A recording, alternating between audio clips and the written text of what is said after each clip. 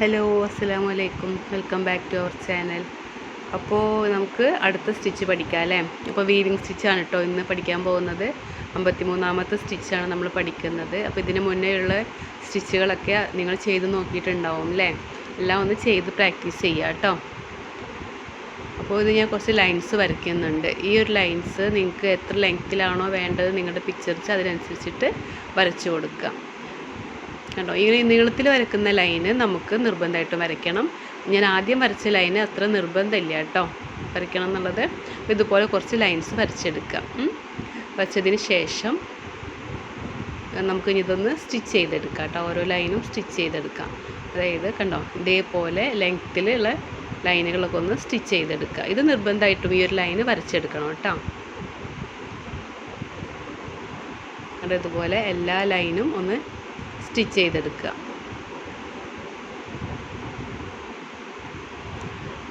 അപ്പോൾ അത് നിങ്ങൾക്ക് എത്ര ലെങ്ത്ത് വേണോ എത്ര വിഡ്ത്ത് വേണോ അതിനനുസരിച്ചിട്ട് ലൈൻസ് വരച്ചാൽ മതി കേട്ടോ. ഞാനിപ്പോൾ ഏകദേശം ഈ ഒരു അളവിലാണ് സ്റ്റിച്ച് ചെയ്തെടുക്കുന്നത്. ഇപ്പോൾ ഒരു ബാസ്ക്കറ്റൊക്കെ നമ്മൾ ചെയ്യില്ലേ, ബാസ്ക്കറ്റിനൊക്കെ വീവ് ചെയ്യുന്നത് ഇങ്ങനെ ഒരു സ്റ്റിച്ച് വെച്ചിട്ടാണ്.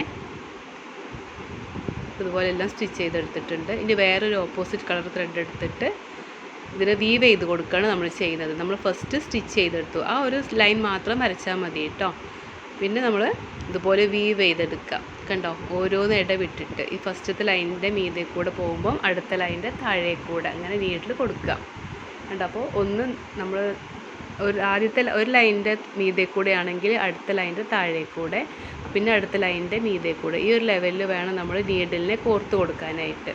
അപ്പോൾ ഇനി തിരിച്ച് വരുമ്പം കണ്ടോ തിരിച്ച് സ്റ്റിച്ച് ചെയ്യുമ്പം ഇതേപോലെ, കാരണം നമ്മൾ ഫസ്റ്റത്തെ ലൈൻ സ്റ്റിച്ച് താഴെയാണ് കിടക്കുന്നത് അല്ലേ, ആ സ്റ്റിച്ചിന് താഴെയാണ് ആ ത്രെഡ് കിടക്കുന്നത്. അപ്പോൾ എന്ത് ചെയ്യുക, തിരിച്ച് വരുമ്പം കണ്ടോ ലാസ്റ്റ് സ്റ്റിച്ചിൻ്റെ മീതെ കൂടെയാണ് നമ്മൾ വീവ് ചെയ്തെടുത്തിട്ടുള്ളത് കേട്ടോ. ഇനി ഇത് വളരെ അടുപ്പിച്ചിട്ട് ഇതുപോലെ ഒന്ന് അടുപ്പിച്ച് കൊടുക്കുക. അപ്പോൾ ഇനി ഇതുപോലെ കണ്ടില്ലേ, അപ്പോൾ രണ്ടാമത്തെ ലൈനിലൂടെയാണ് നമ്മൾ താഴേക്ക് കൊടുക്കുന്നത് കേട്ടോ. അപ്പോൾ ഓരോന്ന് ഇടവിട്ടിട്ടാണ് നമ്മൾ വീവ് ചെയ്തെടുക്കുന്നത്. അപ്പോഴേ നമുക്കിങ്ങനെ ചെയ്യാൻ പറ്റുള്ളൂ കേട്ടോ. അപ്പോൾ അതൊന്ന് ശ്രദ്ധിക്കുക. അപ്പോൾ എങ്ങനെയാണ് വീവ് ചെയ്യുന്നത് എന്നുള്ളത് നിങ്ങൾ നന്നായിട്ടൊന്ന് നോക്കുക, മനസ്സിലാക്കുക. ഞാൻ പറയുന്നത് നിങ്ങൾക്ക് മനസ്സിലാവുന്നില്ലെങ്കിൽ ജസ്റ്റ് വീഡിയോ ഒന്നും കൂടെ റിപ്പീറ്റ് ചെയ്തിട്ടൊന്ന് കാണുക കേട്ടോ. ഓരോ ലൈൻസും നമ്മൾ ഇടവിട്ടിട്ടാണ് വീവ് ചെയ്തെടുക്കുന്നത്. ഫസ്റ്റ് നമ്മൾ ആ ഒരു സ്റ്റിച്ചിൻ്റെ മീതെ കൂടെയാണ് ത്രെഡ് കൊണ്ടുപോകുന്നതെന്നുണ്ടെങ്കിൽ തൊട്ടടുത്ത ലൈനിൻ്റെ അടിയിലൂടെ ആയിരിക്കണം കോർത്തെടുക്കേണ്ടത് കേട്ടോ. കേട്ടോ ഇതുപോലെ ഒന്ന് അടുപ്പിച്ചിട്ട് വീവ് ചെയ്തെടുക്കുക.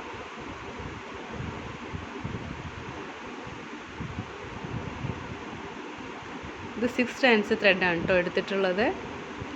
പിന്നെ ഈ വീഡിയോ നിങ്ങൾ സബ്സ്ക്രൈബ് ചെയ്യാതെയാണ് കാണുന്നതെന്നുണ്ടെങ്കിൽ ഒന്ന് സബ്സ്ക്രൈബ് ചെയ്ത് സപ്പോർട്ട് ചെയ്യുക കേട്ടോ. അതുപോലെ തന്നെ എന്തെങ്കിലും കമൻസുകൾ ഉണ്ടെങ്കിൽ, നിങ്ങൾക്ക് എന്തെങ്കിലും അഭിപ്രായങ്ങൾ ഉണ്ടെന്നുണ്ടെങ്കിൽ കമൻറ്റ് ബോക്സിൽ ഒന്ന് ഷെയർ ചെയ്യുക കേട്ടോ. അപ്പോൾ എനിക്ക് ഞാൻ പറയുന്നത് നിങ്ങൾക്ക് മനസ്സിലാവുന്നില്ലെങ്കിലോ അല്ലെങ്കിൽ നമ്മുടെ ഈ ഒരു ക്ലാസ്സിനെ കുറിച്ചിട്ടൊക്കെ നിങ്ങൾക്ക് എന്തെങ്കിലും അഭിപ്രായങ്ങൾ കമൻറ്റ് ബോക്സിൽ അറിയിക്കണേ. അതുപോലെ ഈ വീഡിയോ ഒന്ന് ഷെയർ ചെയ്ത് കൊടുക്കുക കേട്ടോ. ഫാഷൻ ഡിസൈനിങ് പഠിക്കാൻ ഇൻട്രസ്റ്റ് ഉള്ളവർക്കൊക്കെ ഒന്ന് ഈ ഒരു വീഡിയോ ഷെയർ ചെയ്ത് കൊടുക്കുക. കണ്ടോ ഇത് ഞാൻ വീവ് ചെയ്തെടുത്തിട്ടുണ്ട്. എന്നിട്ട് ഇതുപോലെ അടുപ്പിച്ച് എല്ലായിടത്തേക്ക് നന്നായിട്ടൊന്ന് ചെയ്ത് കൊടുക്കുക. എന്നിട്ട് ലാസ്റ്റ് ഒന്ന് താഴേക്ക് ഇറക്കി കെട്ടിട്ട് കൊടുക്കുക.